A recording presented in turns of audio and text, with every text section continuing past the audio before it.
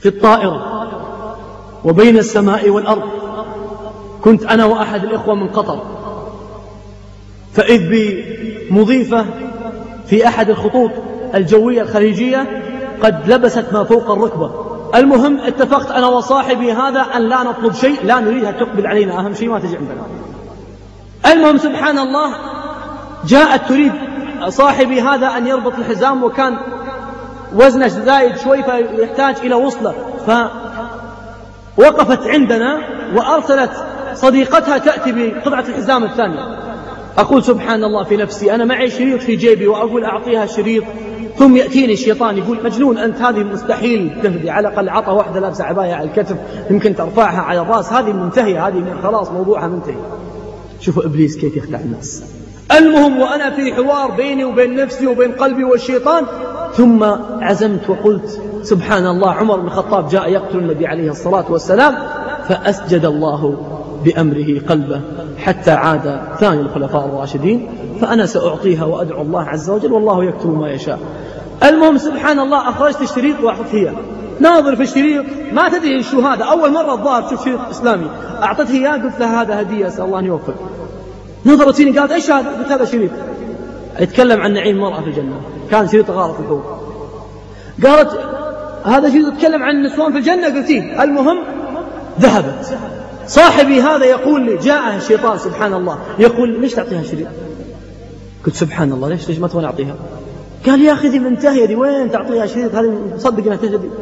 قلت سبحان الله، انظر قلة أدبنا مع الله سبحانه وتعالى. وهل نحن سنهدي الناس؟ نحن علينا ذكر إنما أنت مذكر لست عليهم بمسيطر. المهم وأنا أتكلم معه قلت له تعال يا أخي إحنا في سفر، خلنا ندعي لها أن الله سبحانه وتعالى يهديها كما هدى عمر، وإحنا مسافرين والمسافر دعوة مستجابة بإذن الله. المهم شوي لا تجي عندك، والله يا أخوان جاءت تسأل قالت لي معك أشرطة للرجال نوزعها؟ قلت سبحان الله، أحدنا له في الاستقامة 20 سنة ما عمره حس أنه يحتاج يوزع أشرطة أو يوزع مطويات أو يخدم الدين. قلت لا ما معي إلا هذا. قلت لا خلاص يا أختي واخذي عني الله يحفظك الآن. طبعا كان شكلها فتنة جدا، فأنا قلت لا خلاص أنا قاعد أدعي لك الآن واخذي عني. قالت تدعي لي كمان؟ والله يا جماعة قاعد تصيح تبكي على رؤوسنا قدام العالم تقول بتدعي لي كمان.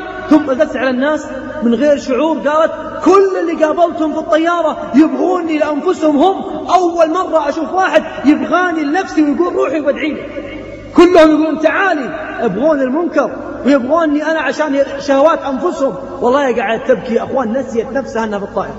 المهم كنا في رحلتنا إلى قطر، أعطاها صاحبنا هذا رقمه، ثم لما نزلنا في قطر حضرت محاضرة، هذا الكلام يوم الأربعاء، حضرت المحاضرة يوم الجمعة وأعطيناها أشرطة. والله يا جماعة جاءت المحاضرة يوم الجمعة بعباءة وكلمتنا في تلك الليلة، قالت والله أنا تائبة لله سبحانه وتعالى، وأنا والله ما لقيت أحد دلني على الطريق الصح.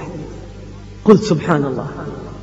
وشوي بعد كم يوم تقول أنا استقلت واشتغلت في الأرض في أحد وكالات الطيران وأنا بحجابي الكامل وجبت معي 2. سبحان الله العظيم.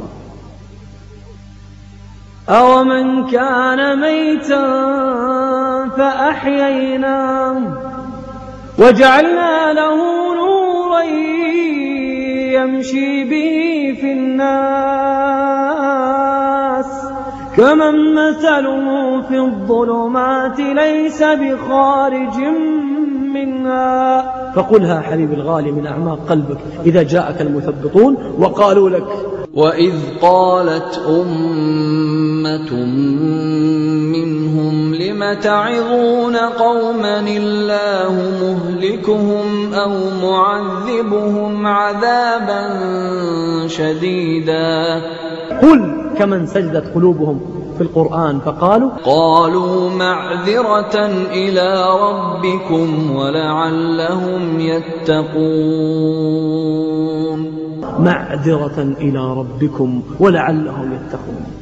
سجدة قلب يجعل الله سبحانه وتعالى بها من عمر بن الخطاب من أكبر أعداء الدين إلى ثاني الخلفاء الراشدين، بل وثاني المبشرين بالجنة.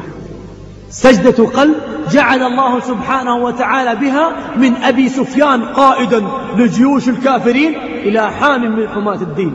سجدة قلب غير الله سبحانه وتعالى بها جغرافية الأرض، مناطق تغيرت، حرك أماكن وأبعد أخرى لأجل قلب سجد.